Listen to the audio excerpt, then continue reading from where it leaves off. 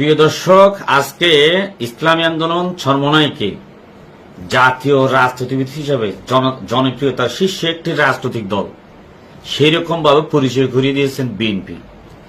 সামান্য একটি কথা বলেছেন, ধৈর্য ধারণ করতে পারে নাই। এখন বর্তমানে বিএনপি নিজকে মনে করে একটা বড় হাতি, কিন্তু চরমোনাই ইসলামী আন্দোলন চরমোনাইকেও মনে করে বড় একটা হাতি। যদি সমকক্ষ না হয় প্রতিবাদ করে না।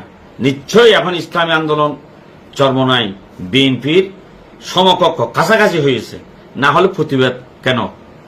যারা বলে মুরিদ আছে ভোট নাই, পীর সাহেব চরমোনাই, তো যার ভোট নাই তার কিসের প্রতিবাদ? সে হাজারটা কথা বলুক না, সামান্য একটা কথা বলেছে, ধৈর্য ধারণ করতে পারেন নাই, সাথে সাথে সারা বাংলাদেশে প্রতিবাদ। এই আপনার যে মিথ্যাবাদী থামাক্কাই সব পীর সাহেব চরমোনাই রাস্তা না ঝালিয়ে দাও, পুড়িয়ে দাও। কেন রে? সামান্য একটা কথা ধৈর্য ধারণ করতে পারলেন না?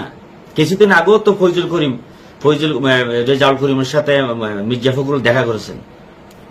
এরপরে চরমোনাইয়ের মেয়ের বিয়েতে এই যে মচমচ্চা খাইতে গিয়েছিলেন তো আপনারা, যে মির্জা ফখরুল চরমোনাইয়ের পীর ফয়জুল করিম জড়িয়ে ধরেছেন, মুফতি রেজাউল করিম জড়িয়ে ধরেছেন, আপ্যায়ন করিয়েছেন, বরকতুল্লাহ বুলুকে বুকে নিয়েছেন মুফতি ফয়জুল করিম। আজকে খারাপ হয়ে গেল। বিপক্ষে গেলেই তো জঙ্গি, সাথে তাহলে তো সঙ্গী। আপনারা তো এই গঠনমূলক সমালোচনা করুন। আজকে সারা বাংলাদেশের চরমোনাইয়ের বিরুদ্ধে প্রতিবাদ, কিন্তু সামান্য একটা কথা বলছে, ধৈর্য ধারণ করতে পারেন নাই। নিশ্চয়ই এখন বর্তমান ইসলামী আন্দোলন চরমোনাইয়ের জনপ্রিয়তার শীর্ষে, না হলে আপনারা প্রতিবাদ করতেন না। যেমন গত 16 বছর ধরে জামায়াত ইসলামীর বিরুদ্ধে অনলি ওয়ান মুফতি ফয়জুল করিম যত কথা বলেছেন, সবগুলো কথা মানে খাড়া গাইয়ে লবণ দেওয়ার মতো, কিন্তু জামায়াত ইসলাম ধৈর্য ধারণ করেছে। একটা প্রতিবাদ লিপি সাংগঠনিকভাবে দেয় নাই, কারণ তারা আল্লাহর উপর তাওয়াক্কুল করে, ধৈর্য ধারণ করে। কোরআন শরীফের মধ্যে আল্লাহ পাক বলছেন, তোমরা ধৈর্য ধারণ করো। সূরা বাকারার 153 নম্বর আয়াত। পড়েন না, আপনারা তো জানেন না এগুলো, আপনারা তো কোরআন হাদিসের কাছেও নাই, এমনি বড় বড় ফতোয়া মারেন, লিখছেন মারেন। ইয়া আইয়ুহাল্লাযীনা আমানু ইসতাঈনু বিস-সাবরি ওয়াস-সালাহ ইন্নাল্লাহা মা'আস-সাবিরিন। তোমরা নামাজের মাধ্যমে আল্লাহর কাছে সাহায্য চাও, এবং আল্লাহ তোমাদের ধৈর্যশীলের সাথে আছে। তো জামায়াত ইসলাম ধৈর্য ধারণ করেছে, তো ধৈর্যের ফল তো মিষ্টি বেশি হয়। আপনারা এত অধৈর্য কেন হয়ে গেছে যে একটি ছোট পিঁপড়ার মতো দল হলে? এখন তো চরমোনাই ইসলামী আন্দোলন পিঁপড়ার মতো দল নাই।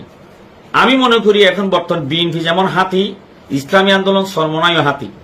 হাতির সাথে হাতি টেক্কা দেয়। হাতি না হলে আপনারা সারা বাংলাদেশে চরমোনাইয়ের বিরুদ্ধে আপনারা আগুন জ্বালাতেন না। এই যে বিয়েতে খেতে গিয়েছিলেন আপনারা, জামাত দাওয়াত দেয় নাই ফয়জুল করিম, ইসলামী আন্দোলন চরমোনাইতে জামাত ইসলামকে দাওয়াতও দেয় নাই। দিছে? দেয় নাই। দিছে কারে? মির্জা ফখরুল, বরকতুল্লাহ বুলু এবং আওয়ামী লীগের জাতীয় পার্টি, এদেরকে দাওয়াত দিয়েছে, জামাত ইসলামকে দাওয়াতে দেয় নাই। তারপরেও জামাত ইসলাম ধৈর্য ধারণ করেছে, কোন প্রতিবাদ করেছে যে আমাকে এখানে দাওয়াত দিলে না? খাবেন আপনারা, সামান্য 19-20 হলে প্রতিবাদ করবেন আপনারা। প্রতিবাদটা কি? এটা কি প্রতিবাদ? মুফতি ফয়জুল করিম যে একটা সামান্য কথা বলেছেন, এই কথাটা কিন্তু গ্রহণযোগ্য নয়। এটা বিশ্বাস করলে করেন, এটা কিন্তু একটা জাতীয় রাজনীতিবিদের ভাষা হতে পারে না।